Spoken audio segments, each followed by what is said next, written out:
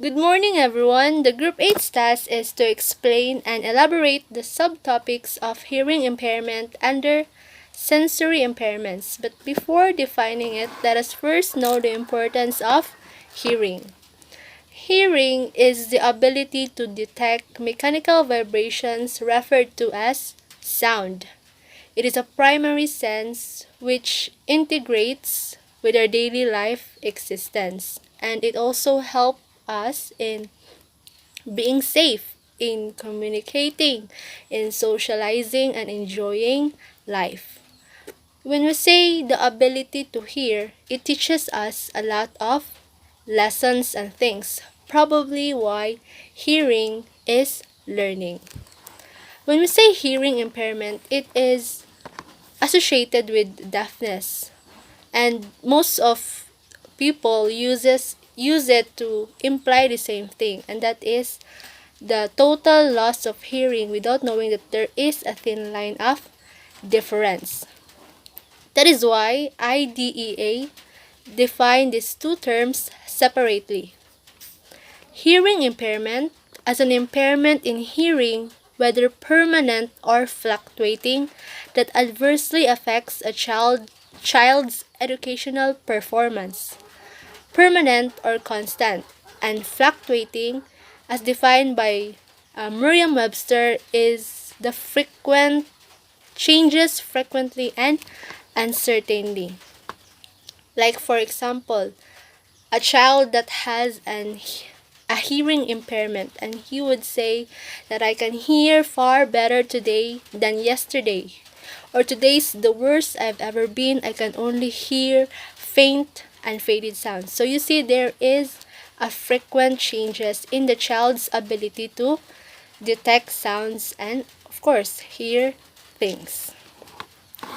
Second is the deafness is defined as a hearing impairment that is so severe that the child is impaired in processing linguistic information through hearing with or without amplification. So deafness may be defined as a condition that prevents an individual to receiving sound in all or most of its form. In contrast, a child with hearing loss can generally respond to auditory stimuli including speech. Then the third one is residual hearing. It refers to the hearing that remains after a person has experienced a hearing loss. Probably you have an accident and then you regain that ability to hear again over a period of time. Now let's define hearing impairment according to the Persons with Disabilities Act 1995. It states that hearing impairment means a loss of 60 decibels or more in the better ear in the conversational range of frequencies. Three aspects emerge from this definition. First, hearing loss in the better ear. Like the difference in eyesight of both eyes, we also have the difference in hearing in both ears. So do you know which is your better ear? The left one or the right one? I happen to know mine since I have a checkup where I found out that my better ear is in the right part, of course. Number two, more than 60 decibels. So decibels is the unit of sound, and it it's the unit that is used in measuring the level of hearing. And the normal audible range for loudness is from 0 to 180 decibels. And anything more than 85 decibels is dangerous. So let's not try to go there.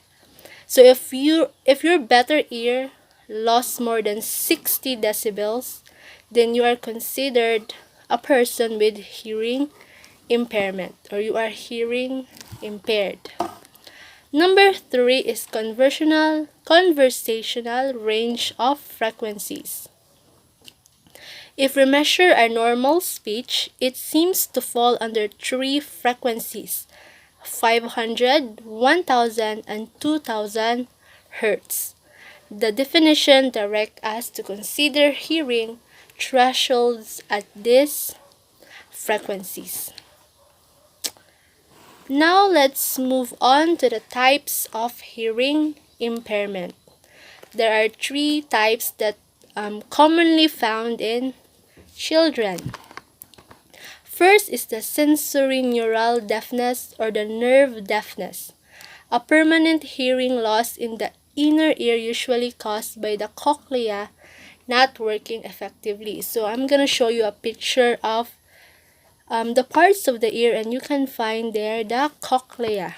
It is a hollow, spiral-shaped bone found in the inner ear that plays a key role in the sense of hearing and participates in the process of auditory transduction.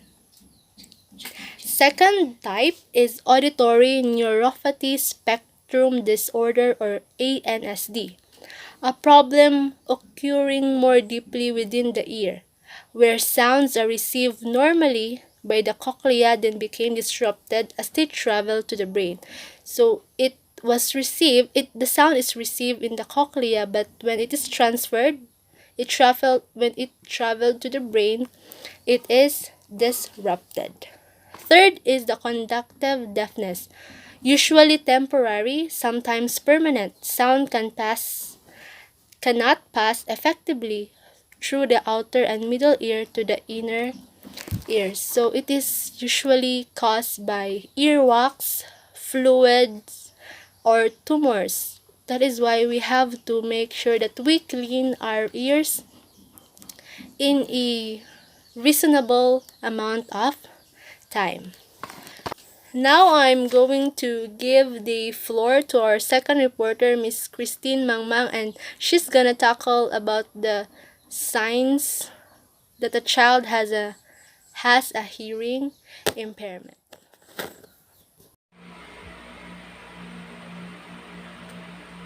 So now let's proceed on how to spot hearing impairment in a child. So there are tips or guide to decide that a child has hearing impairment. These are, first, not responding when their name is called. So, di ba, if ang tao or ang bata, kung tawagon nimo, mo respond siya immediately. But, if ang tao or ang bata is na ay hearing impairment, is kapila pa nimo siya tawagon or it takes time pa for them to respond sa imuhang tawag. Next is watching your lips intently as you speak. So when a child focuses only on your lips as you speak, then it is also one of the signs that a child has a hearing impairment. Delayed speech and communication development, mishearing or mispronouncing words. Like for example, you say, "Can you please get that basket?" And instead, he will get the other things, not the basket, as you asked. Then, mishearing or mispronouncing words. Difficulty with reading and linking it to speech, watching others do something before attempting to themselves. So, they are most likely the observant person or people. They are most likely to observe someone do something before they do it on themselves, then making minimal contributions to classroom discussions. Children's with hearing impairment does not likely to participate in that classroom, maybe because they can't hear the teacher or the speaker well. So now let's proceed or answer the question, can hearing impairment affect learning? So, I'll answer. The answer is yes. Hearing and learning are connected. Hearing and learning go hand in hand. Any hearing impairment which is not handled right or immediately has a negative impact of the child, preventing them not only from taking new informations, but also from interacting and also interacting to other people and or making new friends. So that's it. Hearing impairment can affect learning if not handled immediately. So now let's talk about educational challenges faced by children who suffered from hearing impairment. As what I've said and answered in the previous slide, we answer the question, can hearing impairment affect learning? So the answer is yes, it does, because learning and hearing work hand in hand. Here, for example, as what Marilyn L. Weber said, imagine you are trying to learn a lesson in a classroom trapped with soundproof box. So soundproof box works like if naa ang tao sulod sa box, wala kay madungog na sound gikan sa ato na tao or place. Kintahay, ang imong professor naa sulod sa soundproof box, unya ikaw nga naa sa gawas, wala kay madungog niya kung di ang iyang mga lihok ka ang imong makita. The only way you can gather information is visually. So mo ta kong gingon, visual ra ka makagather og information through your eyes ra, and you will be tested on what you've learned. So sa ani pa lang na example is makita na nato ang isa ka tips on how to cite hearing that the person has a hearing impairment. And that is the tip number 2. Hearing impaired will only focus on your lips as you speak. So, hearing impaired person will focus intently as you speak. So these are some of the educational challenges faced by hearing impaired child or person in a classroom. First, the subjects of grammar, spelling, and vocabulary. Second, taking notes while listening to lectures. Third, participating in the classroom discussions. So let's go back to the second, taking notes while listening to lectures. So diba, ang makita na to sa example is like, ay sa tip number 2 on how to cite is, ang hearing impaired is mag-focus intently sa inyuhang bakba. So maglisod sila og take notes while listening to the lectures. Then third is participating in the classroom discussions. It's hard for hearing impaired people or student to participate in classroom discussions. Kaya they may not hear clearly what their professors have said or tackled or discussed about. And lastly, presenting oral reports. From my perspective, maglisod o present ang naay hearing impaired. Kay for like example, naay question ang co-student. Dili man dyan malikayan if mag-oral report, naay question ang atong mga co-student sa atong gina-report. So, unya, labi na nga ang atong co-student naa sa luyo. So, unya, ikaw naa sa atubangan. So, maglisod gud ka, kinahanglan pa kag muduol para makadungog sa iyahang tingog. There's a gap or distance between them. So, that's all. So now, let's proceed the topic of preventive bullying and use of makatu. So, children have lots of advice and support available for children who are deaf or hard of hearing in their deaf zone. Just as raising awareness in the school, foster sense of community in the classroom, be aware of gateway behavior and of them in the bad. So, raising awareness in the school, it is means making students confused about a problem or issue. You want to make a certain topic or issue more visible within a school. The goal is to make students understand the importance of certain issue and find support to address it. And here is the example of raising awareness in the school. Uh, it is holding a debate about a certain issue in school, community, hospital, youth.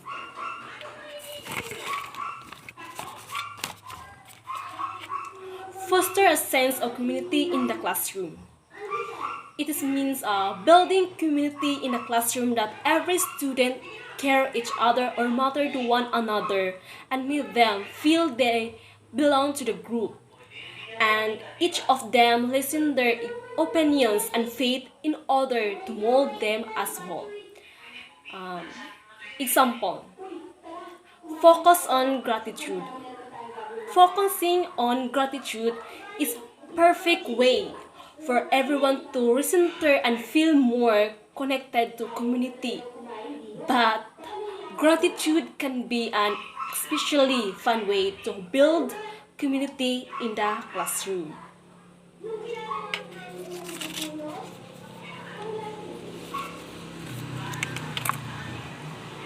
Be aware of gateway behavior and of them in the bad.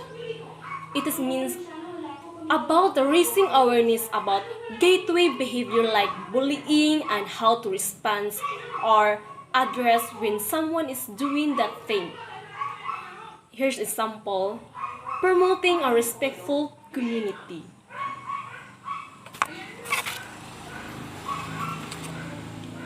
Makatun is simplified of sign language incorporating symbols and gestures.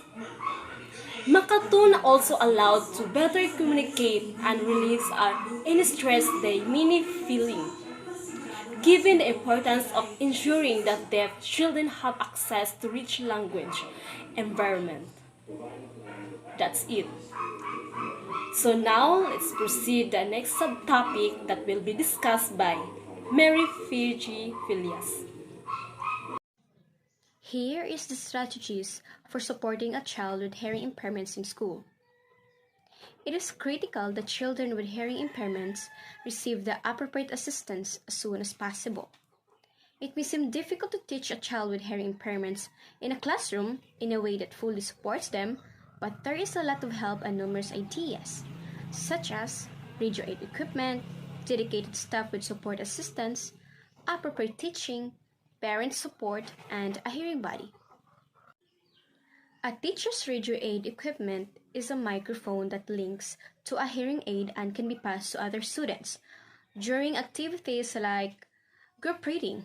This will make the youngsters feel more at ease in a classroom and ensure that they do not miss any crucial information. Next is the dedicated staff. For school with the resources, hiring one communication support worker or learning support assistant can be quite beneficial. They can ensure that the child is supported while you are able to devote appropriate attention to other students, whether they are in a classroom all the time or only part of the time. Next is teaching. Make sure you do not turn your back on the class while speaking, so that the youngsters understand each task or instruction and isn't looking to copy others after you finish. Because hearing technologies only have optimal range of 1 or 3 meters. You can also place the child in the front of the class to offer them the best opportunity of learning.